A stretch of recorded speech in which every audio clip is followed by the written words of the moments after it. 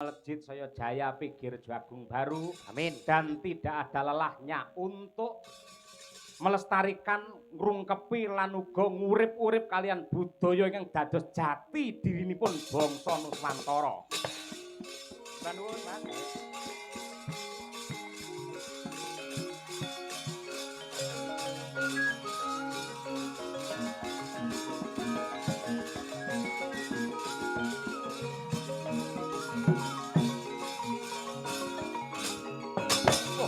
Raden Seta.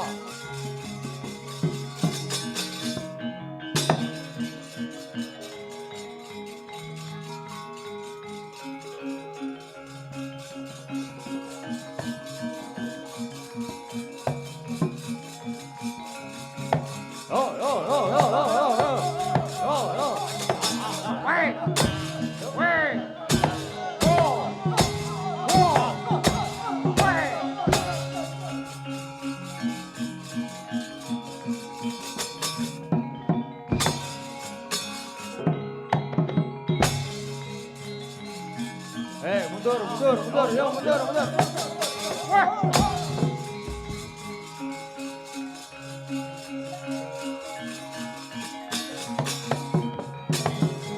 Kemawur mangawur-awur-wurahan tengaraning ajurit gong magyuruka angsa ing jagat Dewa Bathara ya jagat Mangestungkara. Apa pancen ini negara gedhe kaya Wirata kaya mengkene ya cobane saya gedhe. Rumangsaku perkara susul sumusul ora ana rampunge babar pisan. Yen kadigdayane Seta mung kaya ngene mokal aku bisa ngayomi marang para kawula. Munggah ana gunung Sukarini Tapa Brata ora jugar lamun turung entuk kanugrahan kadigdayan kang ngayomi wong Wirata.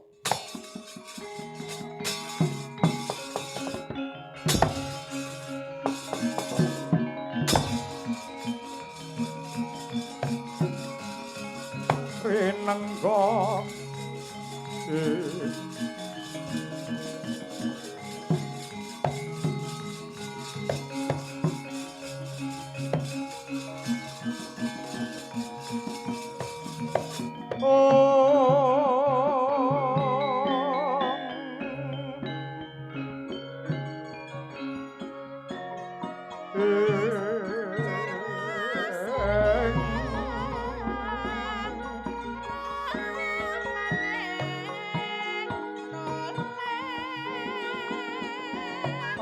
laguning lekas lukita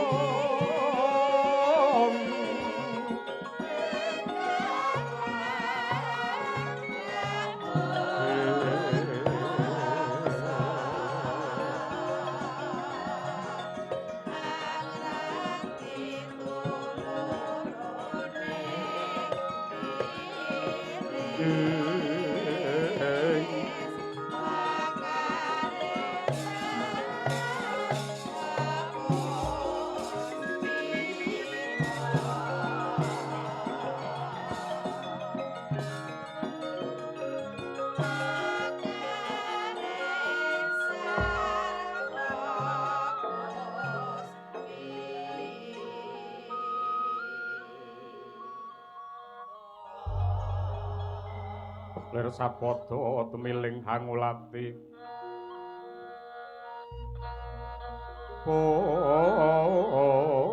puspita medem endah kang warni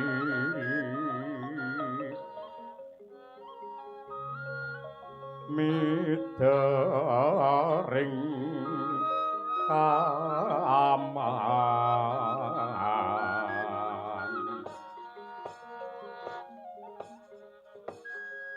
ndak bacotake anggenku tutur Yayu Tari.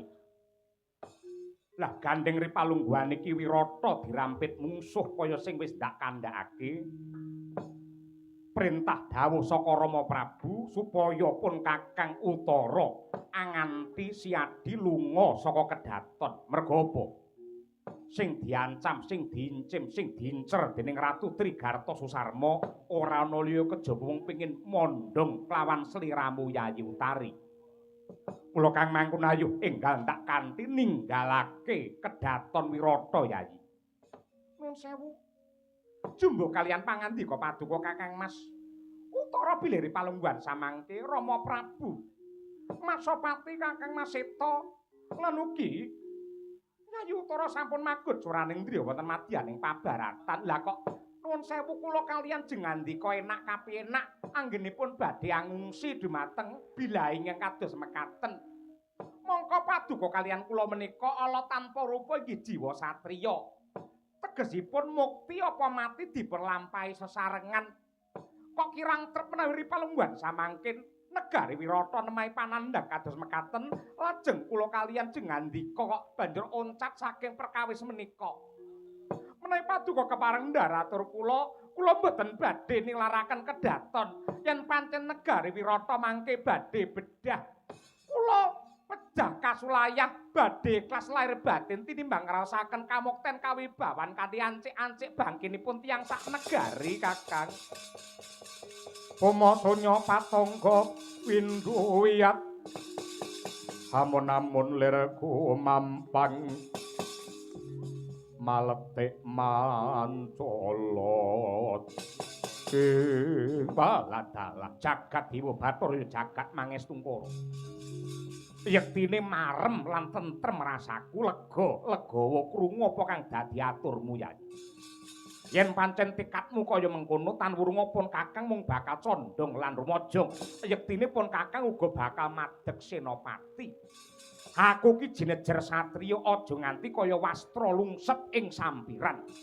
Aku kepengin ngundurake para sata Kurawa ingkang rampit saka mburi kanthi cara nitih kreta pusaka Kyai Garuda Yaksa.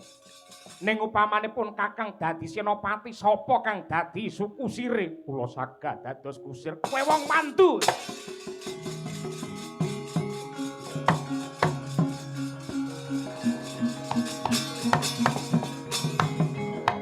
Blangap-blangap matur ngucap kaya wong nglindur. Wrihanul. Ora melek mripatmu, kowe iki wong wandu. Gaweamu mung beksa karo ura-ura. Lah kok arepe dadi kusir ki karepmu piye? Nuwun pangapunten Raden.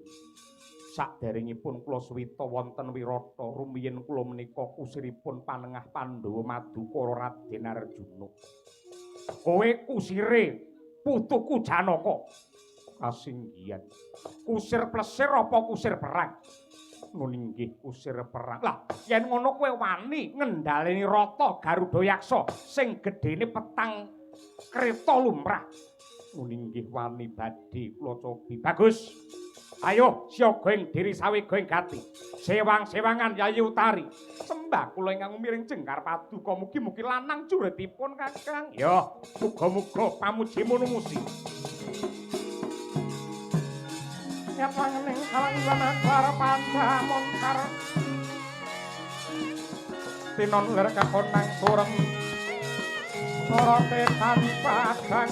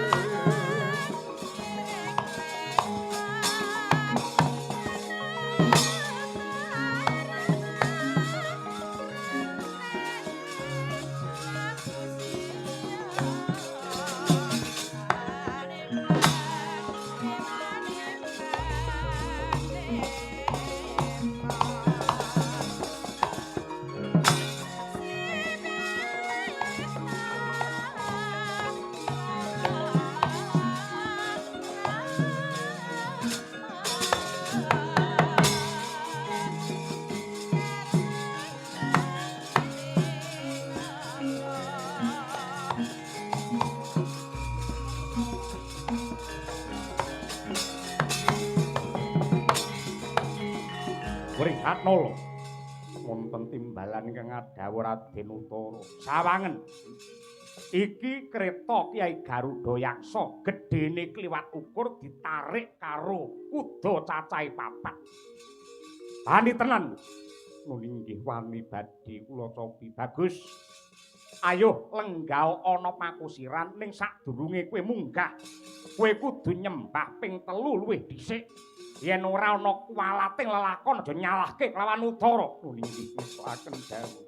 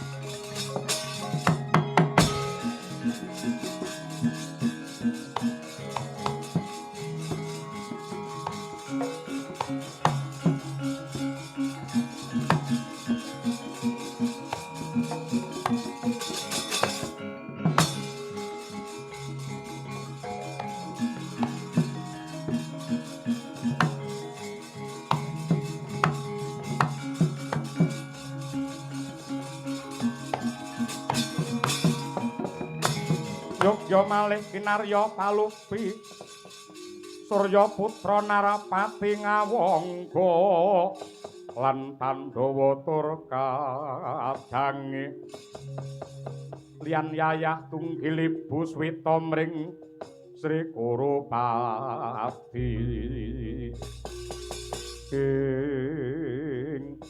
Paman Patih Harya Sengkuni paman. Kawula nuwun wonten timbalan ingkang ngadhawuh Anggir Basukarna. Kula mirsani paman. Menika wonten wujudipun kreta ingkang agengipun kliwat ukur. Mbandang antrajang magut wonten palagan. Menika kreta menapa paman? Inggih menawi mboten lepat menika Kyai Garuda Yaksa kreta pusaka Wirata. Ingkang madeg dados senopati Nitirata sinten? Menawi mboten Prabu Matsapati inggih para putra-putranipun. Lah dalah. Menawi mekaten mang perintahaken para Sata Kurawa dipun udani jemparing ngestakaken dawuh nggih.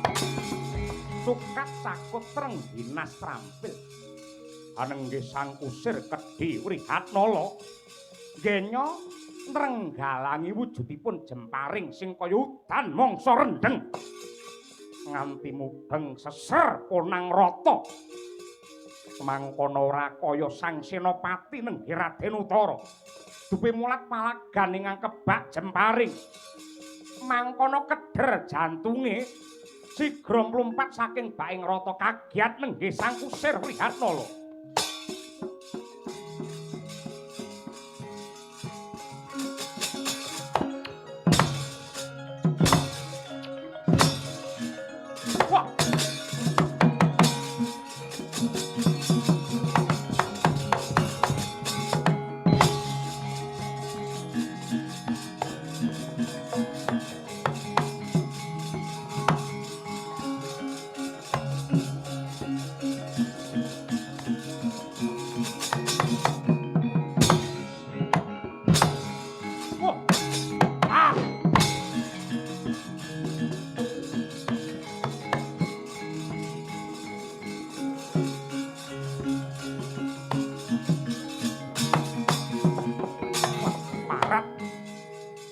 enggal tata krama kowe Wriyatnala. Wani jambak rikmaku nganti aku meh tiba kalenggak. Nyuwun pangapunten Raden Utara sakmangke dados menapa melek mripatmu dadi senopati. Menapa watakipun senopati kados mekaten. Mongko manut pangandikanipun Raden Arjuna senopati menika tinimbang bali wirang luwih becik dadi bathak. Kowe ora nyawang. Para sata Kurawa sing gunggunge semono akeh kabeh nibake jemparing sing ner kang tinuju ya kuwi kreta Garuda Yaksa. Aku moh mati kodhok. Mati kodhok menika kados pundi? Mati sing tanpa lelabuhan. Nyuwun pangapunten. Menawi satriya bebela dumateng negari menika menapa mati kodhok. Malah menika ing tansah dipun gayuh dening para satriya tama. Pejah bergagah mongko kakusuma yudha. Njur karepmu ripalungguhan iki piye? Gandeng Paduka sampun mboten kersa dados senopati mundur saking palagan, monggo sakmangke lelampanipun dipun walik. Diwalik piye? Paduka dados kusir, kula dados senopati. Piye? Kowe kena dadi senopati paton pinter jebul diadane utara.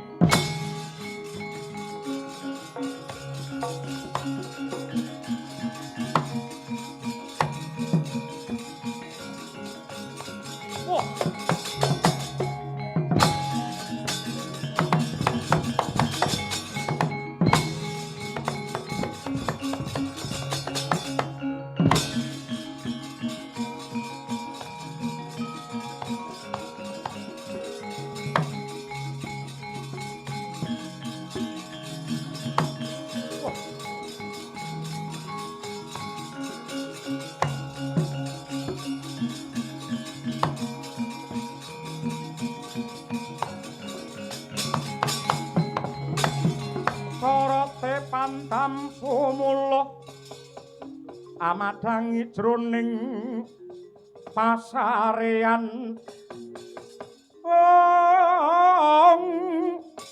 ngenani wadana remu kalingan ngrangan sang dyah manah kung tumungkem guling.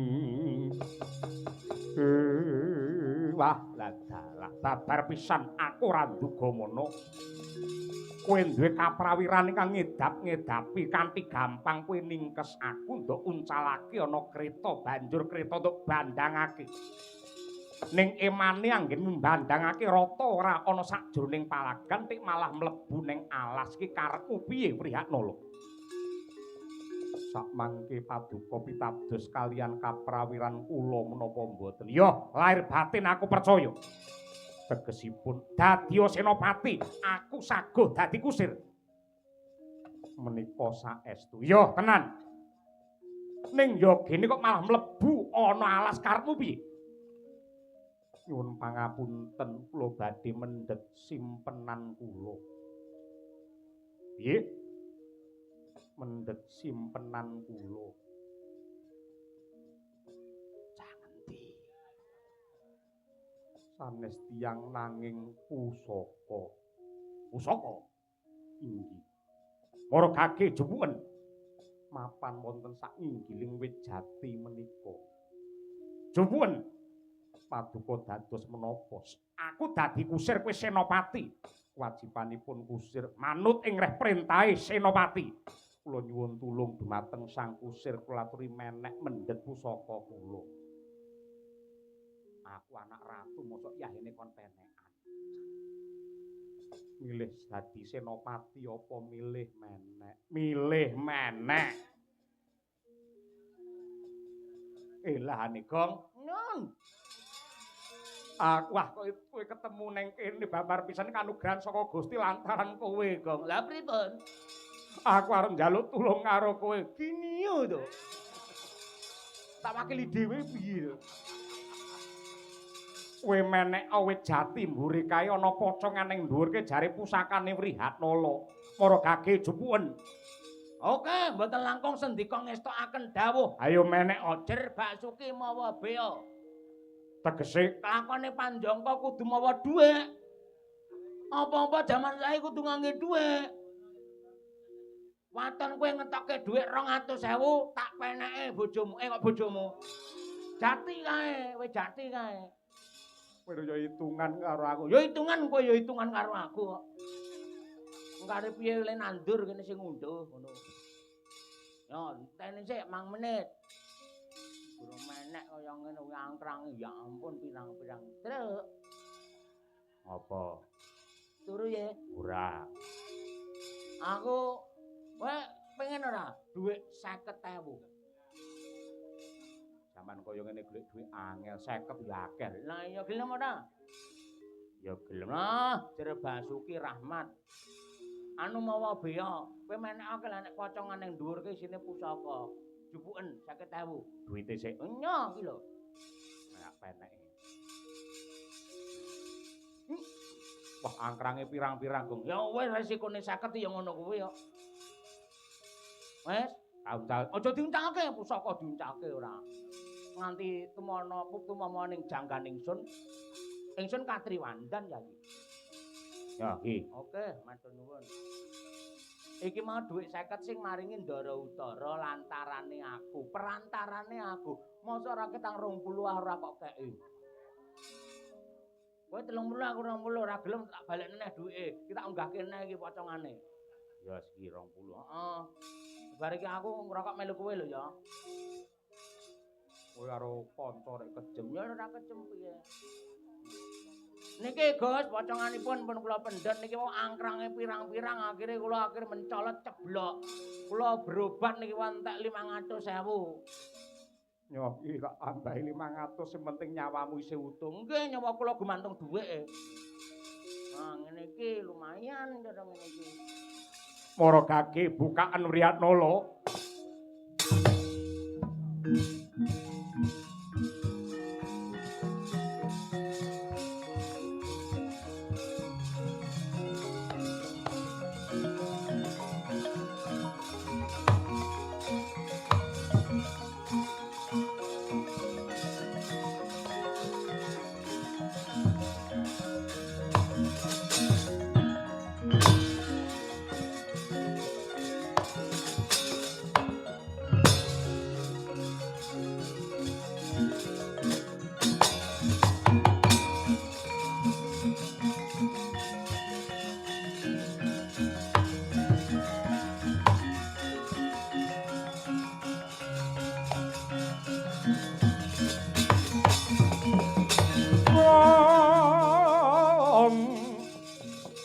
Saranane wong yen luhung betah lopo kurang tuling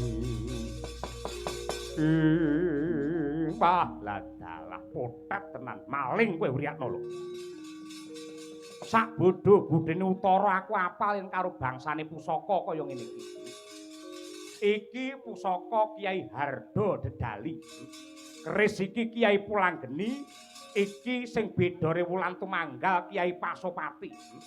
Iki Kiai Sarotama. Cetha iki gamane putuku Janaka. Kowe dadi potet, kowe dadi maling. Sajroning Pandhawa susah parandene malah colong pusakane. Nyuwun pangapunten. Nalika Raden Janaka badhe nindakaken wanaprasta wonten ing alas Kamiyupa, nitipaken pusaka menika dhateng kula mila kula rukti Raden. Wah, ngadalah. Bareng aku weruh pusaka iki njur kelingan karo putuku Janaka. Mendah lamun to Janaka Ripalungguhan iki mapan ana Wirata mesti negaraku bakal tentrem ora tintrim kaya mangkene. Yen pancen kowe abdine Janaka kira-kira ngerti apa ora? Ripalungguhan iki Janaka isih urip apa wis mati? Muni nggih. Pangestunipun Raden Utara taksih sugeng. Sugeng Rahayu. Tegesipun taksih seger kuwarasan. Isih urip? Tasih. Yen pancen isih urip dina iki Janaka mapan ana ngendi? Mapan wonten ing gunung. Gununge siji apa loro? Setunggal. Gunung Laladan ngendi? Ing dusun Sabejagong. Sabejagong ing ngendi? Ke bawah Kecamatan Aduarep. Aja lelungidan sing dadi tembungmu. Kantun tigang dinten moka menawi jengandika yang pangling kalian kula. Sik. Kowe ndangak kowe. Kowe ndangak kowe sapa kowe? Oh, putuku jangan.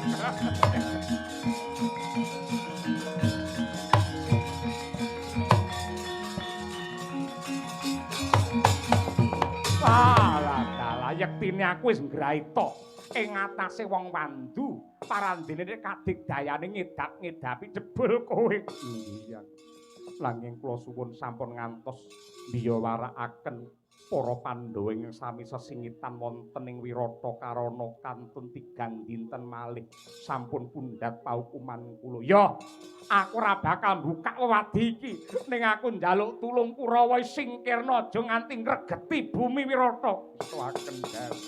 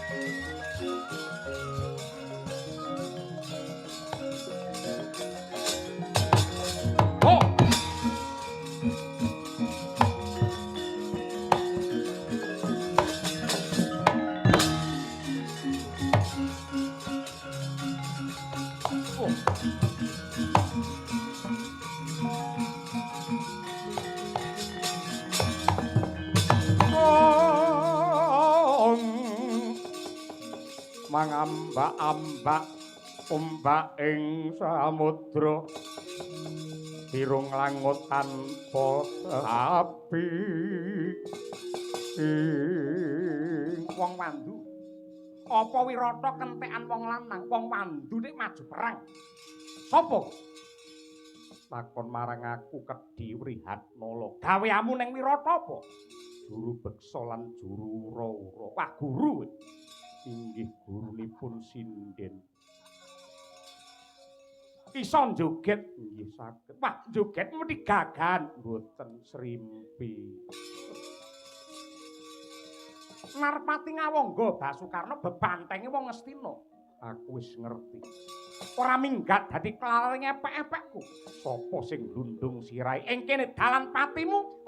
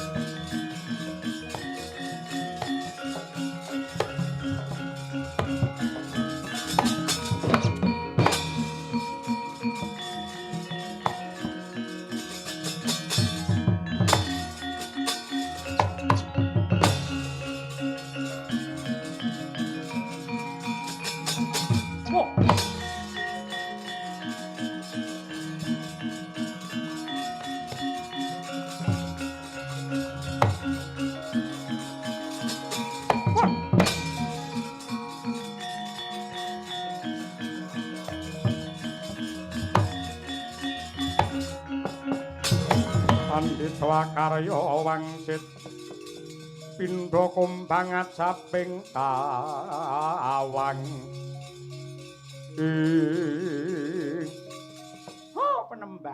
penemban ing atasipun ningali madyaning payudan parandene meh bilai nang menika wonten jemparing ingkang aneh-aneh tumancep wonten sak ngajeng jengandika penemban Bisma wujudipun jemparing kekalih menawi dipun tingali pepetane kaya wong sujud menika nalaripun kados pundi penemban mosok Durna pangling tata carane anak putu anggene sungkem marang mbae marang pepunden ana payudan ki ya ngene iki cara cetha ngono iki wujud bekti saka anak putu apa anak murid aku ora ngerti.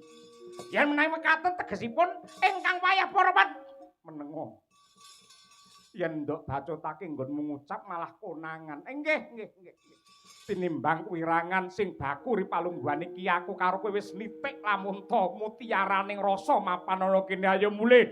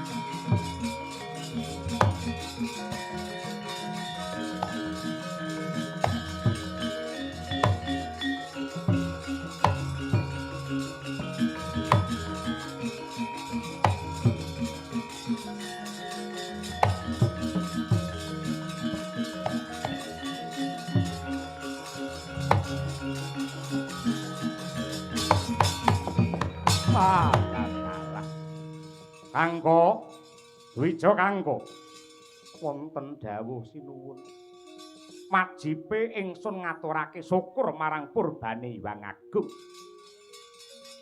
lantaran putra-putra Wirata sing nyatane bisa ngrampungi gawe Seta kelawan Utara sing bisa mateni ya kuwi Narendra Trigarta Prabu Susarma ora ana liya kejaba anakku si Seta. Sing tegese Seta pancen trep minangka bantenge wong Wirata. Tanpa beda kelawan anakku Utara nitih kreta Garuda Yaksa ngrampungi gawe ngundurake Sata Kurawa. Sing nyatane pancen Utara satriya prawira nyuda. Mula Kang mangkon aku bakal paring nugra marang putra-putraku. Nyuwun pangapunten sinuwun. Menawi saking paningal kula ingkang saged amejahi dumateng Prabu Susarma menika sanes Raden Seta nanging lare pajagalan pun jagal Bilawa. Kanggo perkara jagal Bilawa perang karo Raja Mala menang aja kok nggawe ukuran. Yen perang gedhe kaya ngene ra ngerti tata rakite paperangan lan payudan, mokal bisa unggul ing yuda. Nanging nyatanipun kados mekaten kalebet ingkang saged ngunduraken para Sata Kurawa menika sanes ingkang putra pun Utara nanging pun kedhi Wrihatnala. Piye?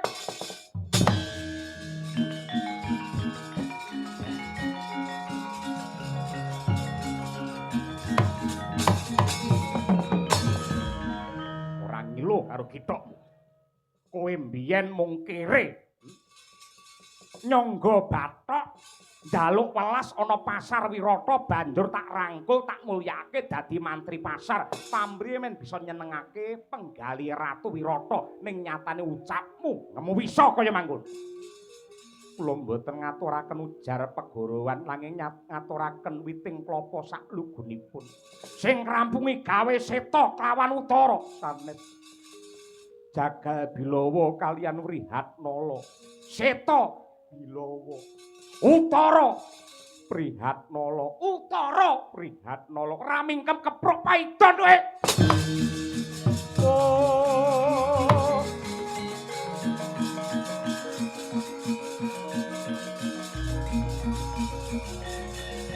parat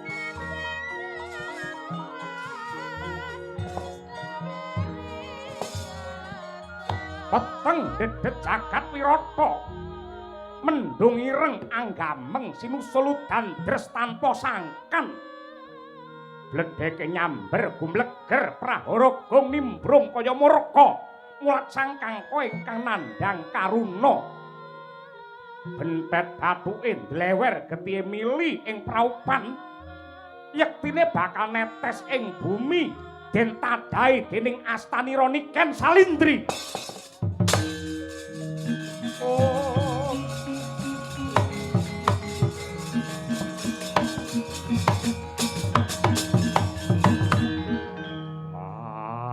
kakangku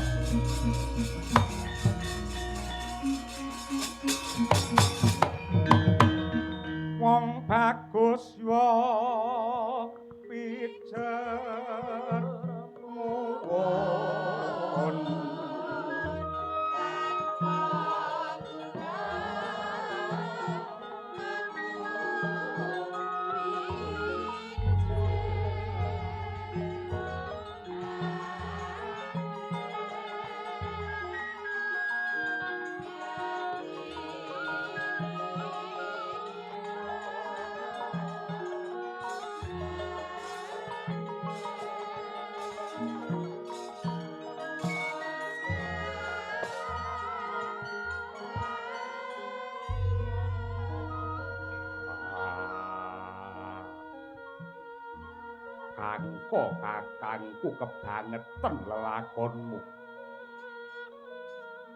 kowe kuwi wong lugu prasaja kowe wong jujur nanging malah kujur lakonmu sirahmu dikepruk paidon nganti bentet bathukmu dlewer getihmu wah kuat-kuatno kangko kowe aja nganti mati yen nganti kowe mati sapa wakile bapak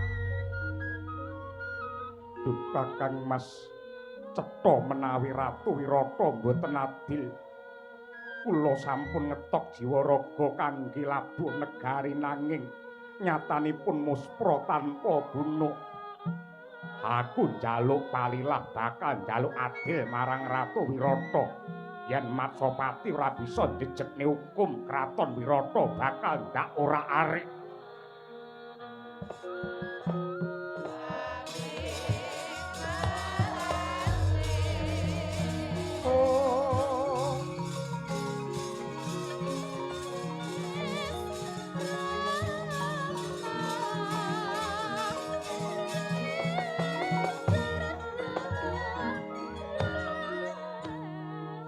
lajengipun Kakang Yayi Bilawa kelawan Wrihatnala. Kowe aja nggugu karepmu dhewe. Kudune Siadi matur nuwun kelawan Ratu Wirata merga wis ngayomipun Kakang lan Siadi kabeh suwene setahun genep mengko surup surya. Nanging aku neng Wirata ora ngrepotke lan ngebot-ngeboti wong Wirata. Aku wis nglabuhi wong Wirata. Aku wis toh jiwa raga ya gene mung kaya ngene entuk-entukane. Ratu Wirata Radil Bilawa Wrihatnala Dumagranti lawan Tripala. Kowe tak kandhani jiwa satriya kuwi yen labuh negara aja ngarep-arep bebungah. Kowe lak asring ngendika jare satriya kudu sepi pamrih rameng gawe ning nyatane Siadi kok isih ngeling-eling anggenmu labuh marang negara. Apa kaya ngono kuwi jiwa satriya sejati? Bilawa kadangku kabeh kelawan kowe Salindri. Wong urip ning donya kuwi aja mung nuntut adil. Yen sira golek adil ngentenono besok yen wis tinimbalan dening pangeran, ing kono Siadi bakal antuk adil kang sejati. Menungsa bakal weruh lan ngunduh waing karma kang tinandur ana alam donya. Mula kang mangkono supaya ora gelo batinmu. Neng donya iki kowe aja nuntut adil. Merga ingkang sinebut adil dina iki isih ketutup dening nepsune menungsa sing sugih pamrih lan milik. Lan sejatine yen ana donya iki Siadi golek adil, yektine ya bisa. Merga adil ki mapan ana rasa panarima lan ikhlasing rasa sinurung gedene rasa syukur Yai.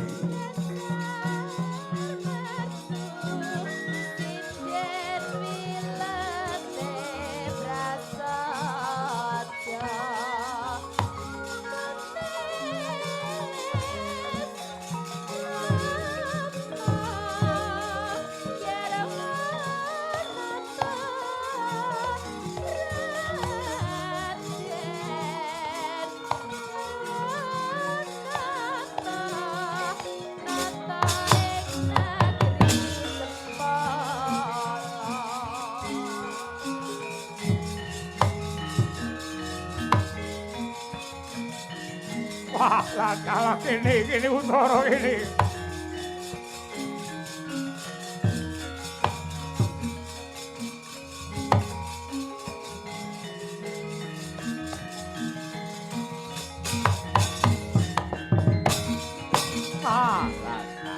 Anak Anung Anendita, anak Mursid. Dia bisa mbombong rasane wong tuwa kowe utara. Kabar semebar warta rata wing ngrampungi gawe Kurawa Gusis kendang kapracondang merga kaprawiranmu utara. Aduh Kanjeng Rama Dewaji, yektosipun ingkang saged ngrampungi para sata Kurawa sanes ingkang putra pun utara nanging malah ingkang abdi pun Wrihatnala. Lho, kaiki wong sing dudu wong lanang sejati parandene ngrampungi gawe kae wong wandu. Nanging Kanjeng Rama lak dereng prisa sinten to sejatipun Kedhi Wrihatnala. Menika yektosipun panengah Pandhawa ingkang wayah pun Arjuna sampun genep setunggal warsa sesingidan mapan wonten ing mriki. Kalebet ingkang dados jagal Abilawa menika yektosipun ingkang wayah Jodipati pun Werkudara. Ingkang ngaku Dumagranti Tripala rumeksa dumateng pitik iwen sarta Rajakaya miwah tetanduran menika pun Nakula lan Sadiwa. Ingkang rinten dalu ladi dumateng Yayi Utari nenggih pun Niken Salindri menika pun Drupadi. Lah Puntadewa ning endi Ratu Ngamarta? Ingkang nembe kemawon nampi bendu paduka mang tibani paidon ngantos bentet bathukipun udan dresalah mangsa semenipun murka. Aduh madyat Puntadewa.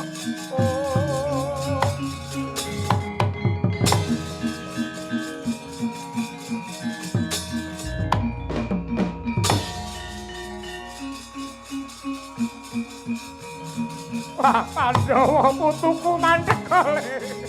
Pandhawa.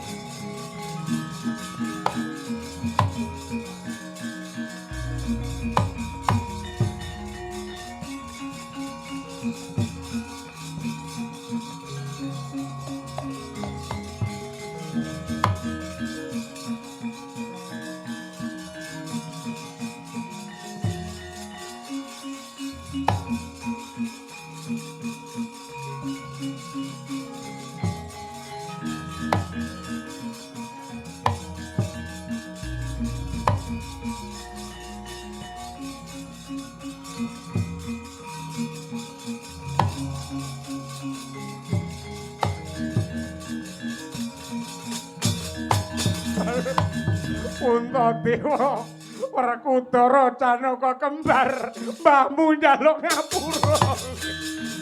Oh.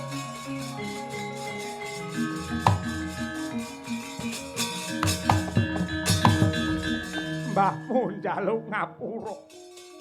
Dudu mripatku nanging batinku sing picak. Ing atase negara Wirata tansah dilabuhi karo putu parandene aku ora weruh. Malah si Puntadewa gandeng ngaturake bab ingkang jujur malah tak pidana tak kepruk paidon bedhathuk. Layak to layak bareng metu getihmu saka mbathuk. Banjur jagat semune ora trima udan deres bledhek sesautan. Aku njaluk ngapura, aku ora patut dadi wong tuwa, ora patut dadi ratu, ora pecus nata negara penenata karo putu-putu. Oh.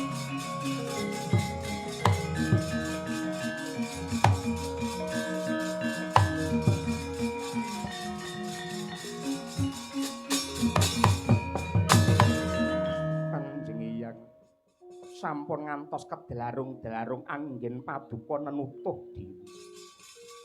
Yektosipun ingkang wayah Pandhawa ngaturaken panuwun karana setunggal warsa paduka ayomi mapan wonten ing Wirata. Inggih kanthi lelampahan ingkang pait kados mekaten ambabar legi lan ugi ambabar kamulyan. Nyuwun pangestu panjurung paduka Kanjeng Hyang. Ngibaratipun tiyang gegawa taksih awrat jangkah kula taksih tebih anggen kula badhe netepi dharma tanma darmaning senopati lan satriya suci Hyang.